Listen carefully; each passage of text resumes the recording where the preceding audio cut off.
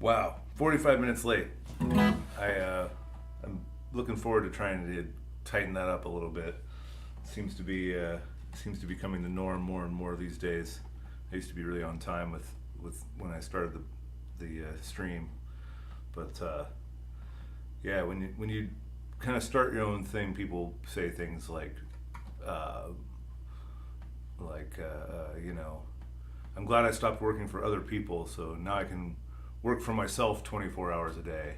Or, I always wanted to have my own business, and then I realized that my boss was a real asshole. You know what I mean?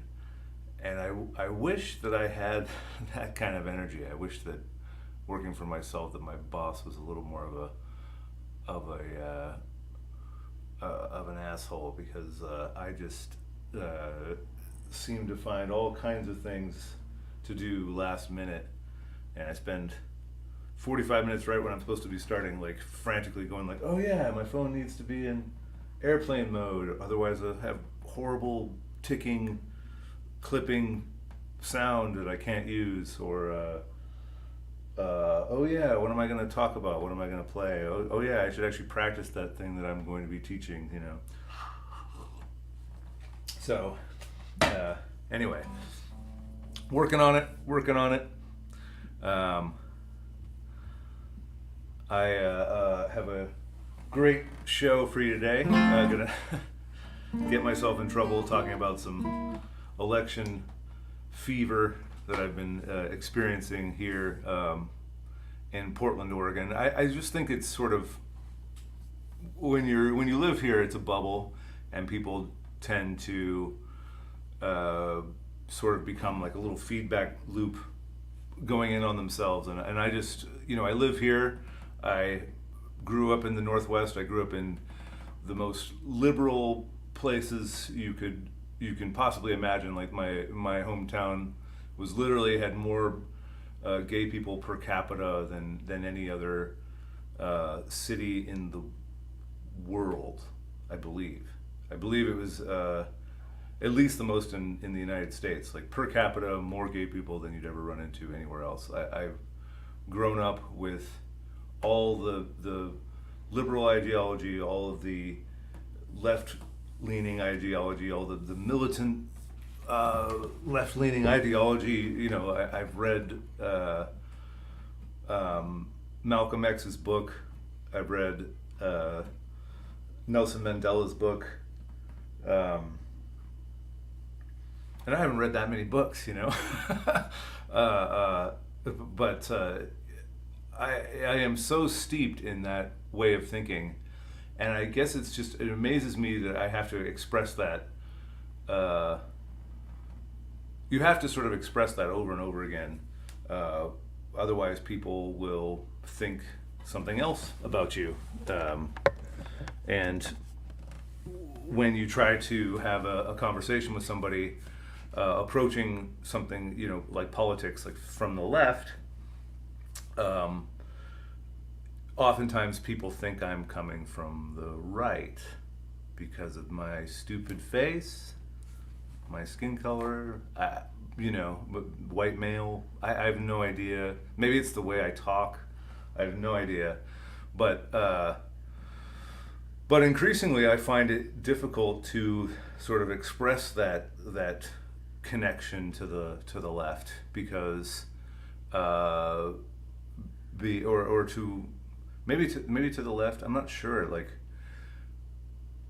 if or maybe to Democrats, if Democrats are going to support, this is all sort of post Russiagate, post like Rachel Maddow, and like I loved Rachel Maddow, watched her religiously for years and years. Ask anybody who knows me knows that I watched that show for like 10 years every week, and was like way into MSNBC, and I saw it as different, and I still see it in that time period as different than Fox News, even though they're essentially shooting after the same business model. At some point, they sort of converged in their tactics, right? And I think that was somewhere around the Russiagate thing. that they wanted to bring you this panic news that was like, every story was like late, breaking news, like what was the word they always used? Something, a blockbuster story, or whatever it was. It was like they wanted to have this sense of like, keep watching, because every hour we're going to learn, we're learning something new. And Rachel Maddow started saying things like, what we learned from the CIA today.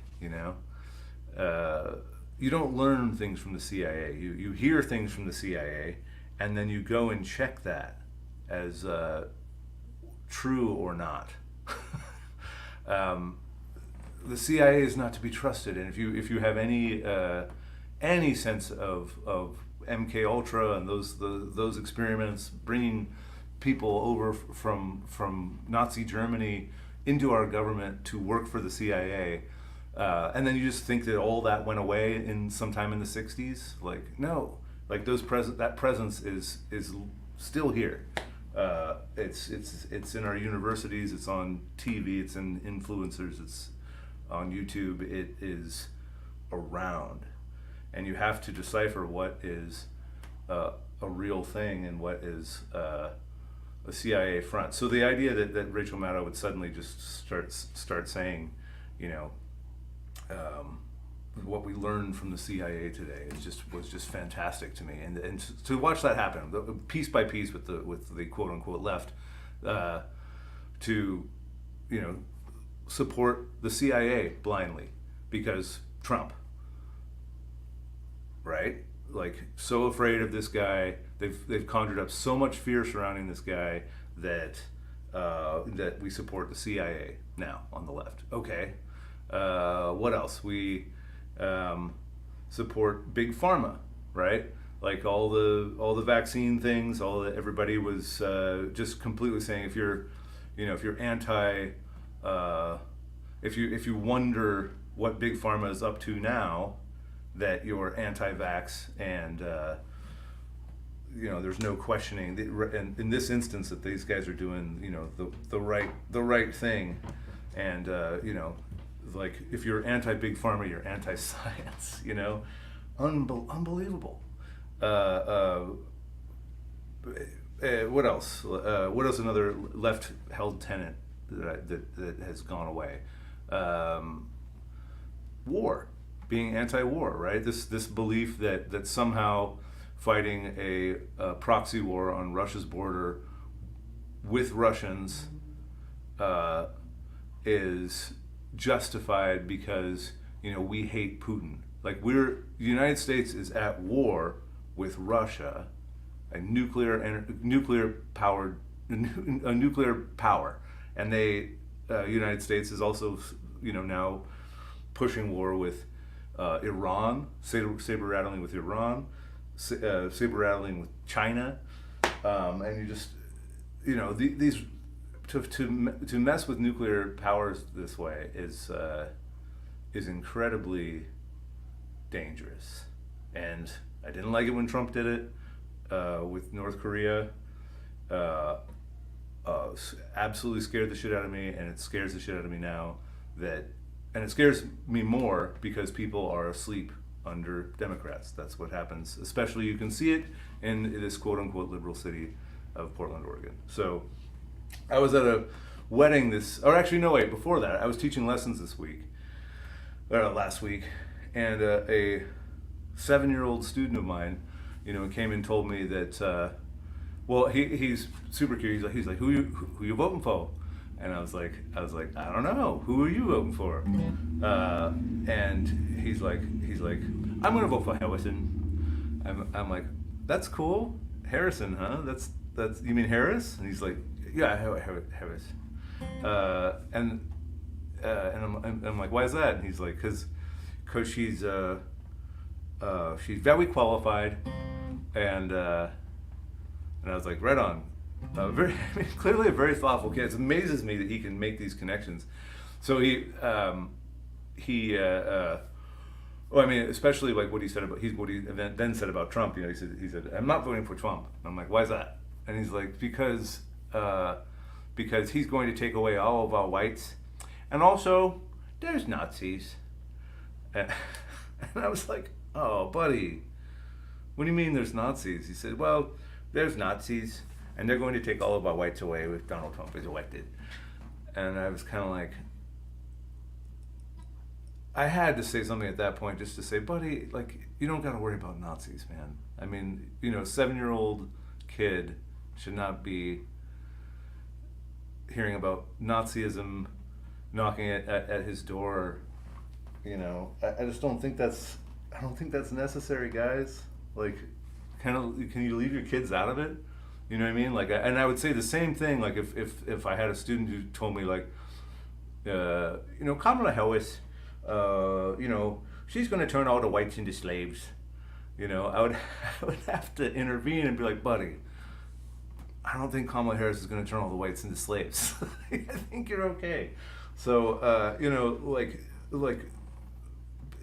leave your kids out of this, man. Like, it's like they don't understand. I mean, he clearly is a smart kid, and absolutely his parents. Like, I understand the message that has been put out there. I recently learned more about it. Apparently, I'm clueless and I don't pay attention. But I recently learned a little bit more about this Project 2025 that is supposed to be, undoing everything.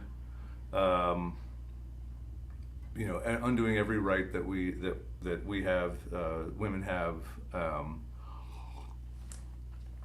and there's a couple things about it that, first of all, like, I think it's 920 pages that, like, much ado about 920 pages that no one has read, and no one is ever going to read. like first of all, like, every article or video and stuff that I looked up about it, like, I did not get the impression that the person even read the contents of the thing, and I have no doubt that it's scary shit. And I am afraid of those kinds of, what think tanks cook up because of, like, 9/11 stuff and, like, Project for a New American Century, having this whole document laid out, of what they were going to do after a Pearl Harbor-like event hit the country. And then that Pearl Harbor-like event hit the country, and what they predicted to have happened. So I'm not clueless about what the influence that a think tank can have, right? But I would encourage you to look at one sort of line in the thing, is that they're planning on unleashing this document, or they're planning on implementing this document on the next conservative president, right? They didn't say the next Republican president, right? Kamala Harris, in my opinion, as a person who thinks of myself, who is identified as being on the left or whatever, I am against war. I'm against the big banks. I'm against monopolies. Lefty stuff, real lefty stuff. But, like, I don't see Kamala Harris as to the left. Like, her record in no way shows that. And, like, so when she was head cop in California, she headed up a program to put people in jail whose kids were late too many times to school. That's a pretty conservative viewpoint, right? To view that education is so important that we're going to put your parents in jail if they can't get you there on time. I think that's kind of incredible.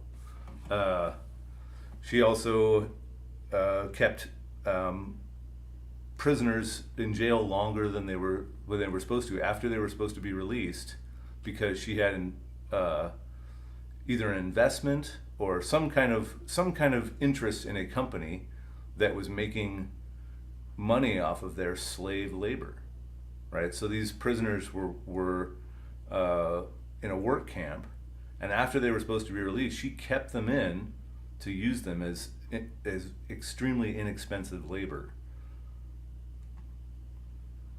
That sounds like a pretty Republican thing to do. You know what I mean? So, I mean, what gives you the idea that this Project 2025 thing doesn't apply to Kamala Harris, right? You automatically assume it applies to Trump, even though Trump, you know, and you shouldn't take him at his word, but take him at his word. He says he wants nothing to do with it. He distances himself from it, from those people. Of course, those people were in his cabinet or whatever, so it's hard to say how much of that distance is there.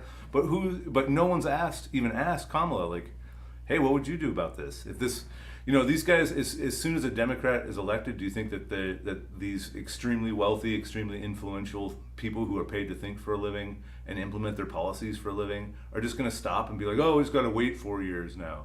No. They're going to try to infiltrate the Democrats, which is what they have done. Anyway,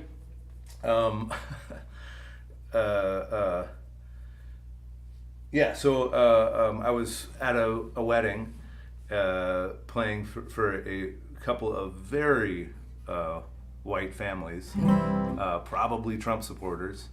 And you know, I bring this up because I'm sure that this guy will, you know, never hire me again. But you know, he was going off about Trump getting shot, and I tried to make basically a joke, which is that, you know, that was wild.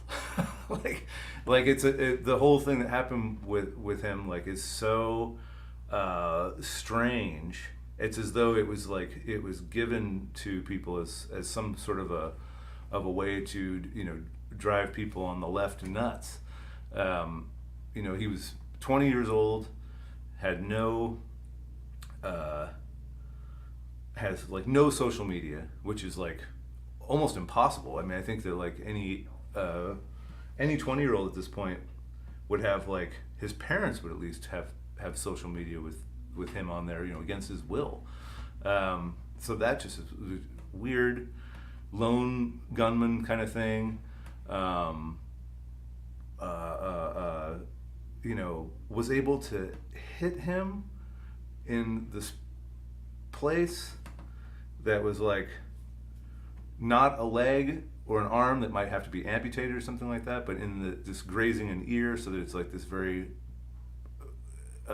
clear image, and then there's this kind of like fake blood, and then he stands up and he's, you know, able to like push past like the, you know, 250-pound men surrounding him to stand up and cheer. It's like, it was so weird. And it's but, you know, to say anything in particular about it, you know, but this guy immediately, you know, just because I was like, man, it's like enough to drive anybody crazy, you know. Then he flips out and is like saying like, well, you know, they're all Nazis, and anyone, you know, who Trump and anyone who voted for him, like, you know, deserves what they get, you know.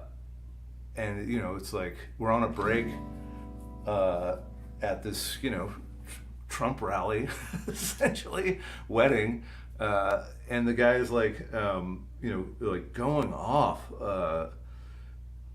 and, you know, like wishing death on him, but then like anybody who voted for him, and that they're all, you know, there's a lot of people of color, a lot of women that voted for him. It's just like, I don't. The concept of that is it's deeper than that.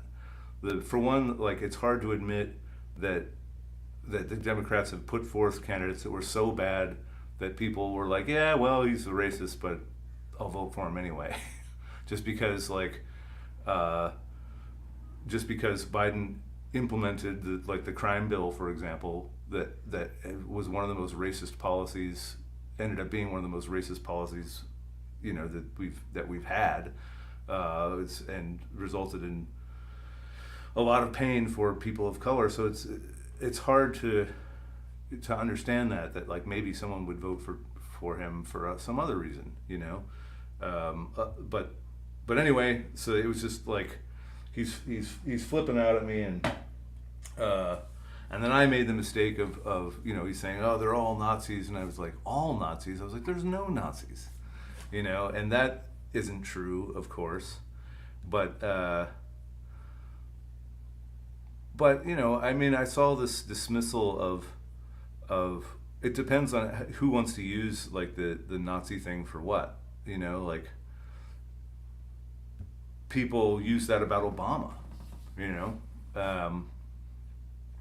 which is weird, but I mean, I think maybe we need to work on a new image of pure evil, or I think that it doesn't always apply to what you're talking about, and saying that they're Nazis, a la 1940, 45, is just not,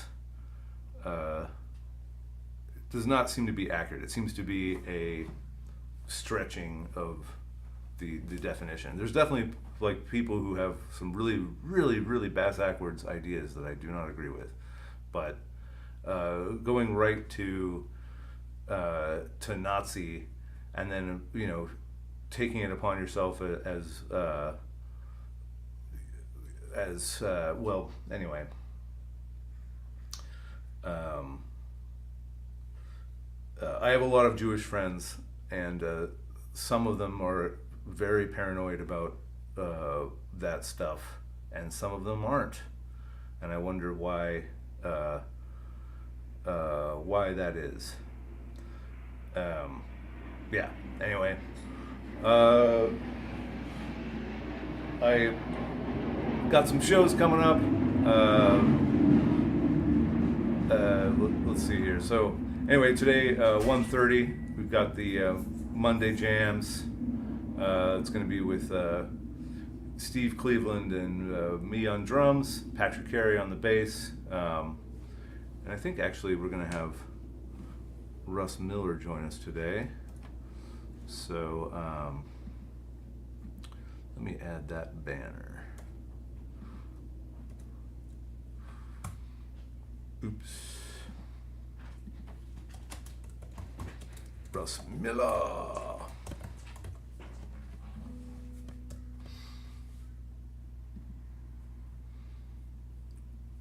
Russ Miller, yeah. Russ Miller is Jewish, and we've had some very, very interesting conversations about all kinds of stuff, because he's an open-minded dude that likes to talk. So let's see here. We got Wednesday Thump Day, 5 to 7. I'm gonna have a couple of great guitarists coming out. Last week it was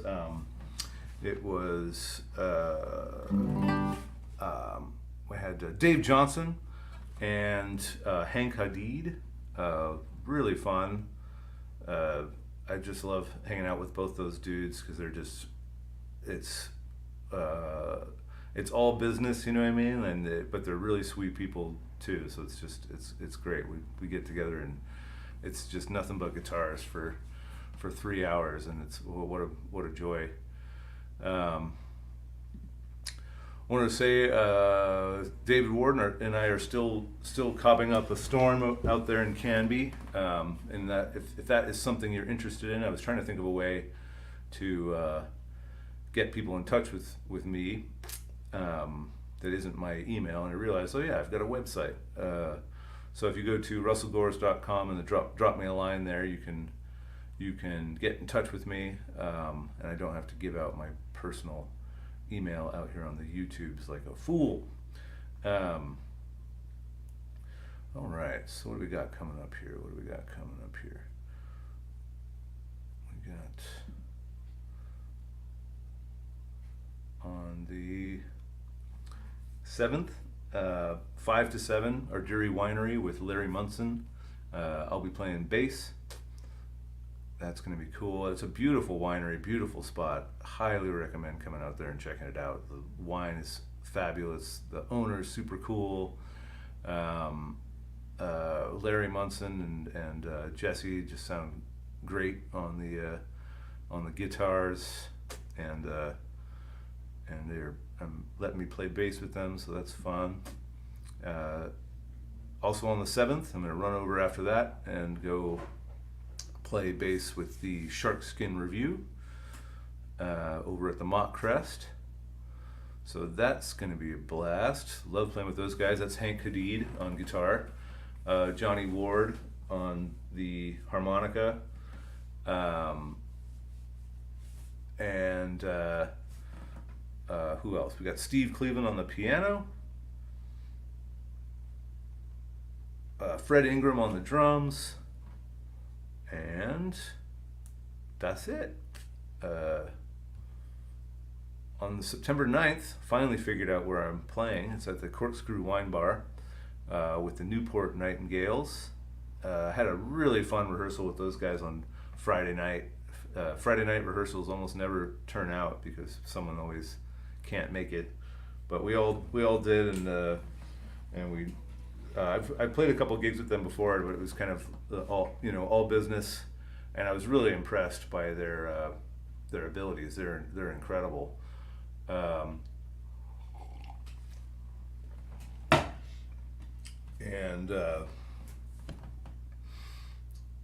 Yeah, incredible harmony singers that work together. But anyway, we finally got a chance to like just hang out and drink wine and chat and play music, and it was really fun.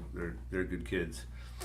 You got September 21st playing at the Wilsonville Music Festival. I didn't put a time on here because we're actually playing 3 times that day. So if you're interested, check out the Wilsonville Music Festival. It's an all-day affair with different types of dance bands, jazz, swing, and then my band, which is who knows what we're up to exactly. We're always changing. It's been really cool to bring David Weatherby forward more, to have him sing more. He's a really good guitar player too, so definitely want to get him in the mix, planning on playing some more guitar. But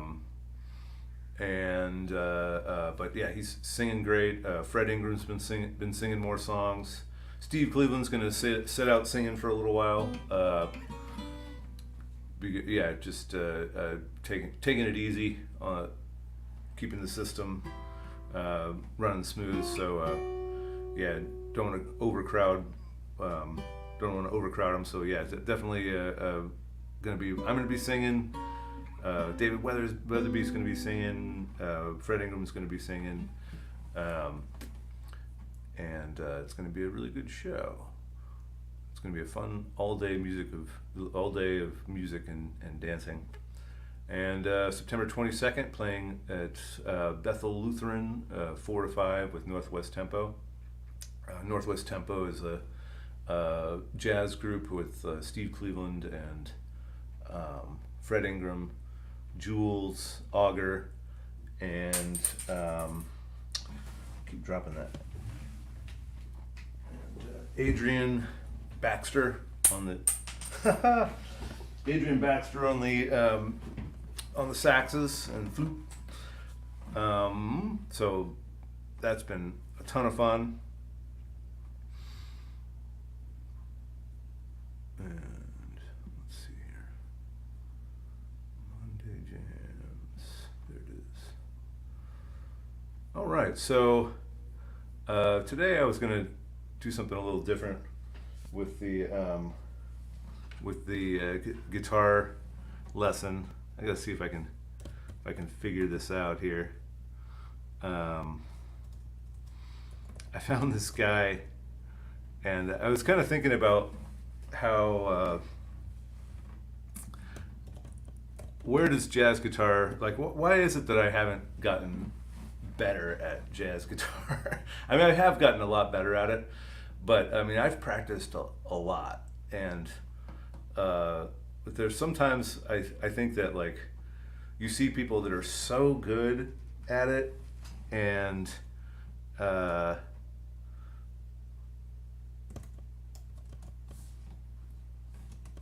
but it doesn't seem to, like, make them happy. But so I was kind of looking around on YouTube at different guitar teachers and stuff, and I found this guy, and I laughed so hard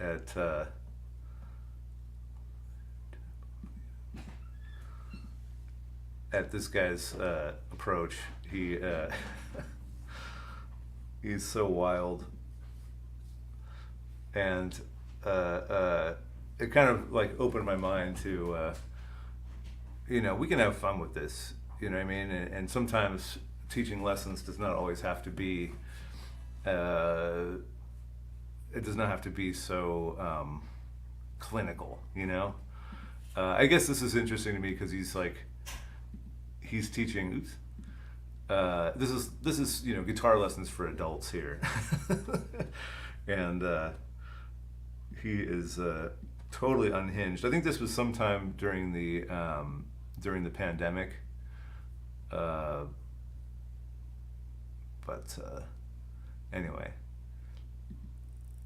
this was sometime during I'd rather talk to Duke than to talk to people about theory. Coming out on your end. Thank you. I got a smartwatch for Christmas. Oh boy. Just think, if you call me, sometimes it rings on the watch. Just think, here's a picture for you. What if I'm taking a shit and I'm wiping my ass and you call? Better stay away from that one. No more Philly bashing. I've given up on the city and the crime and the mayor and all the horse shit. Fuck that. It's gone. Philly's gone. It's done. But smoking the cigarette and the whole thing. I don't know about you, but I'm glad that holiday's over, huh? But listen to how he plays. I wonder how that got. Boy, it got so far away from what it's supposed to be.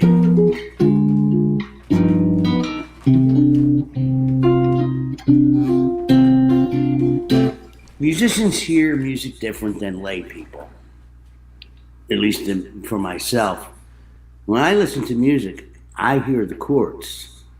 And I hear the bass line first, I would think. Somebody asked me this. But it kind of happens real fast. And it's like somebody says a word to you, like bell curve. I don't know, a bell and a curve, it's a mathematical thing.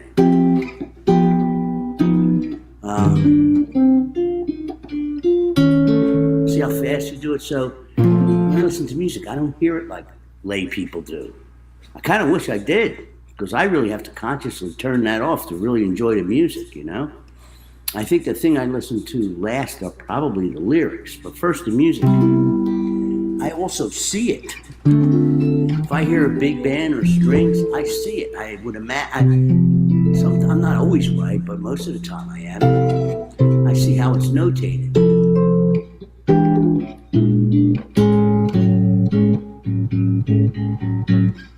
Dumbarton Oaks Concerto. This is the background to something. The strings are going like this. And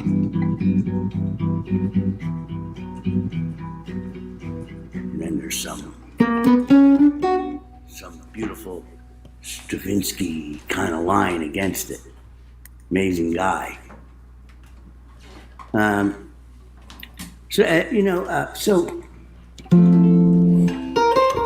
I just hear music different than other people. I have to consciously shut it off. I really do. Oh, what is that? I think it's better to hear it as a layperson.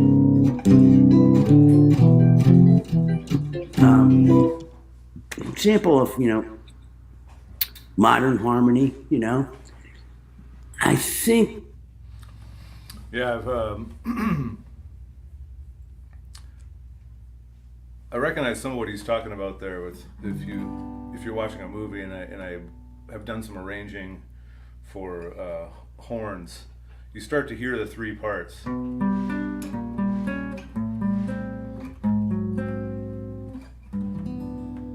Right, you hear the tuba down above.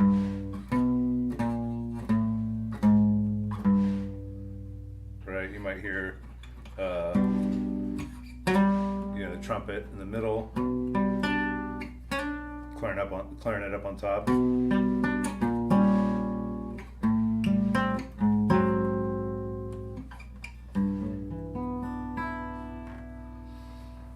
I've always wanted to have that ability to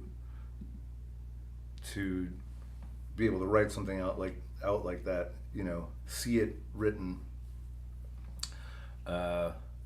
Anyway, yeah, I love Bruno. Perfect example of kind of a of a tortured genius.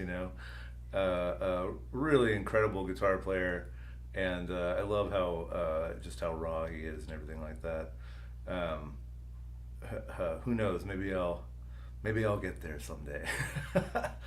But thanks everybody for joining me, and we're gonna have the boys joining here soon for some Monday jams. Again, we've got I kept that up a while, didn't I? We've got the Monday jams coming up with Steve Cleveland, me, Patrick Harry, and Russ Miller on the guitar. So thanks everybody, and you